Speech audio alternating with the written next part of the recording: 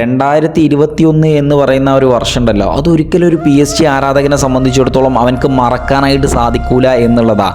നാസ്രാൻ ഖലീഫി എന്ന് പറയുന്ന Paris saint ജർമ്മൻ്റെ ഉടമസ്ഥൻ അന്ന് അവിടെ പടുത്തുയർത്തിയിരുന്നത് വൺ ഓഫ് ദ ബെസ്റ്റ് ടീമാണ്. അതായത് ലോകത്തിലെ ഏറ്റവും മികച്ച ടീമാണ്, ഏറ്റവും മികച്ച താരങ്ങളാണ്. പുറകുവശത്തേക്ക് അതായത് നമ്മുടെ ഡിഫൻസിലേക്ക് നോക്കുമ്പോൾ അവിടെ സെർജിയോ റാമോസും ഹക്കീമിയും മാർക്കിന്യൂസും അടക്കി ഭരിക്കുന്ന, അതായത് അന്നത്തെ ഫുട്ബോളിലെ ഏറ്റവും ടോപ്പ് ലിസ്റ്റ് ആയിട്ടുള്ള ഡിഫൻസ് ഭരിക്കുന്ന താരങ്ങളാണ് അന്ന് PSG ഡിഫൻസിലുണ്ടായിരുന്നത്.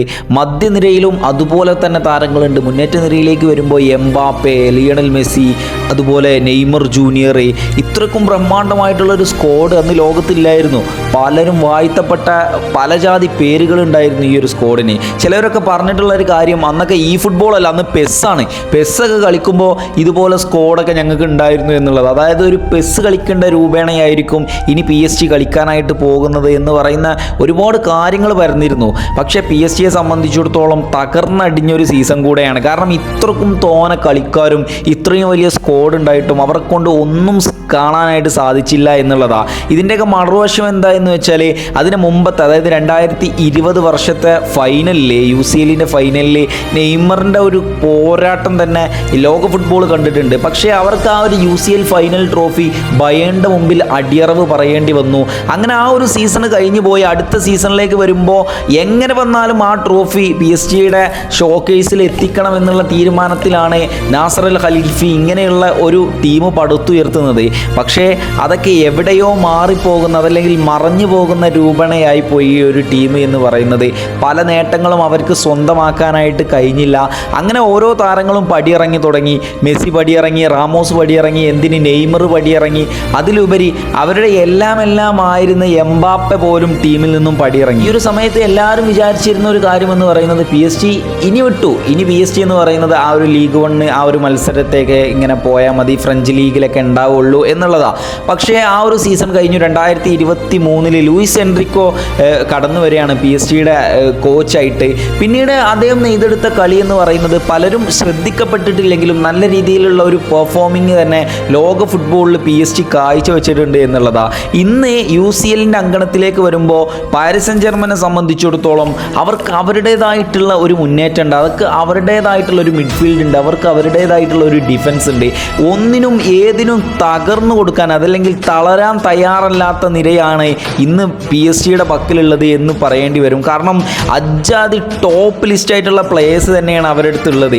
അജാതി ഒരു ഗെയിം തന്നെയാണ് അവർ ഇന്ന് കാഴ്ചവെച്ചുകൊണ്ടിരിക്കുന്നത്. ഈ UCL തുടക്കത്തിൽ എനിക്ക് ഇപ്പോഴും ഓർമ്മയുണ്ട്. UCL ഞാനൊക്കെ ആദ്യം മുതൽ കളി കാണാനായിട്ട് വരുമ്പോൾ, അതായത് ഈ UCL ഓരോ മത്സരവും കാണാനായിട്ട് നിൽക്കുമ്പോൾ PSG ആദ്യത്തെ ചില മത്സരങ്ങൾ വൻ പരാജയമായിരുന്നു എന്ന് വേണം ആലോചിച്ച് നോക്കാൻ. ആദ്യ മത്സരം വിജയിക്കുന്നു, പിന്നീടുള്ള ഓരോ മത്സരങ്ങളും ജിറോണയ്ക്കെതിരെയാണ് അവർ ആദ്യമായിട്ട് വിജയിക്കുന്നത്. അതിനുശേഷം ബയേണിനായിട്ട് പരാജയപ്പെടുന്നു, ആർസണലിനായിട്ട് പരാജയപ്പെടുന്നു, അത്ലറ്റിക്കോ മാഡ്രിഡിനായിട്ട് പരാജയപ്പെടുന്നു, PSV ആയിട്ട് സമനിലയാകുന്നു. അതായത് ഒരു താളം തെറ്റിയ ഗെയിമാണ് PSG കാഴ്ചവെച്ചിരുന്നത് എന്ന് വേണം പറയാൻ. ശേഷം ഈ ഒരു 4-5 മത്സരങ്ങൾക്ക് ശേഷം മാഞ്ചസ്റ്റർ സിറ്റിക്കെതിരെ 4-2 എന്ന് പറയുന്ന ഒരു സ്കോർ ലൈനിൽ വിജയിക്കുന്നുണ്ട്. അവിടെ നിന്ന് അങ്ങോട്ട് തുടങ്ങുകയാണ് PSG ഈ ഒരു സീസണിൽ UCL കരസ്ഥമാക്കാനുള്ള, അല്ലെങ്കിൽ UCL തങ്ങളുടെ പോരാട്ടം എന്താണെന്ന് ലോക ഫുട്ബോളിന് കാഴ്ചവെക്കാനായിട്ട് കൊടുത്തത്. പിന്നീട് അങ്ങോട്ട് പരാജയപ്പെട്ടിട്ടില്ല എന്നുള്ളതാണ്. UCL അവസാന മത്സരത്തിലേക്ക് നോക്കുമ്പോൾ 7, അതായത് ഈ ഒരു ലിവർപൂളിന് മുമ്പായിട്ടുള്ള മത്സരത്തിലേക്ക് നോക്കുമ്പോൾ 7 ഗോളുകൾ അടിച്ചിട്ടാണ് PSG മത്സരം വിജയം കാണുന്നത്. അങ്ങനെയാണ് ഇതിലേക്ക് കടന്നു വരുന്നത്, അതായത് റൗണ്ട് ഓഫ് 16ലേക്ക് കടന്നു വരുന്നത്. റൗണ്ട് ഓഫ് 16 സത്യം പറഞ്ഞു കഴിഞ്ഞാൽ ഇംഗ്ലീഷ് പ്രീമിയർ ലീഗ് വമ്പരാണ് ലിവർപൂൾ. ഇംഗ്ലീഷ് പ്രീമിയർ ലീഗിൻ്റെ നമ്പർ 1 സ്ഥാനത്ത് കൈകാര്യം ചെയ്തുകൊണ്ടിരിക്കുന്നവരാണ് ലിവർപൂൾ. ആർനെ സ്ലോട്ടിൻ്റെ കീഴിൽ ഇത്രയും മികച്ചൊരു സീസൺ കൊണ്ടുപോയിക്കൊണ്ടിരിക്കുകയാണ്. അവരെ സംബന്ധിച്ചിടത്തോളം UCL അവർക്ക് പുഷ്പം പോലെ എടുത്തിടാനുള്ളൂ എന്നെല്ലാവരും വിചാരിച്ചു. അങ്ങനെ ഫസ്റ്റ് ലെഗ് മത്സരം, റൗണ്ട് ഓഫ് 16 ഫസ്റ്റ് ലെഗ് മത്സരത്തിൽ ഏതാണ് PSG, പാരീസ് സെന്റ് ജർമ്മൻ്റെ താരങ്ങൾ എങ്ങനെയാണ് എന്നുള്ളത് അവർ കാണിച്ചു കൊടുക്കുകയാണ്. സ്വന്തം ഗ്രൗണ്ടിലെ PSG അഴിഞ്ഞാട്ടം കാഴ്ചവെച്ചു. അലിസൺ ബക്കറിൻ്റെ പവറോട് കൂടിയിട്ട് നമ്മുടെ ലിവർപൂൾ വിജയിച്ചു. ആ ഒരു മത്സരത്തിൽ 1-0 എന്ന് പറയുന്ന സ്കോർ ലൈനിലാണ് വിജയിച്ചിട്ടുള്ളത്. പക്ഷേ കളിശൈലികൾ എല്ലാം PSG ഭാഗത്താണ്.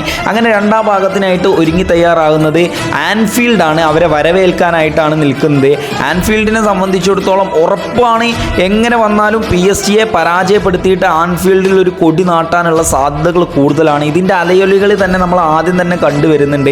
പക്ഷേ മത്സരത്തിൻ്റെ 12-ാം മിനിറ്റിൽ തന്നെ ആൻഫീൽഡിനെ എല്ലാം ഒന്നടക്കം നിശബ്ദമാക്കിയിട്ട് ഓസ്മാൻ ഡെംബലെ ഗോൾ നേടുന്നു. അതിനുശേഷം PSG കാഴ്ചവെച്ചിട്ടുള്ള കളി ഉണ്ടല്ലോ എൻ്റെ മച്ച, ഒരിക്കലും സത്യം പറഞ്ഞു കഴിഞ്ഞാൽ PSG താരങ്ങളൊക്കെ ഇങ്ങനെ എടുത്തു പറയണമെന്ന് തോന്നിപ്പോകും. മുന്നേറ്റ നിരയിൽ ഡെംബലെ, കവറസ്കേലിയ, ബാർക്കോള, അതുപോലെ മധ്യനിരയിലേക്ക് വരുമ്പോൾ ഫാബിയൻ റൂയിസ്, വിത്തിന്യ, ജാവോ നവസെ ഇവരൊക്കെ കാഴ്ചവെച്ചിട്ടുള്ള ഒരു കളി എന്ന് പറയുന്നത് ഇപ്പോൾ PSG ഏറ്റവും ടോപ്പ് ലെവലിൽ നിൽക്കുന്ന ആ ഒരു കളിശൈലിയാണ്.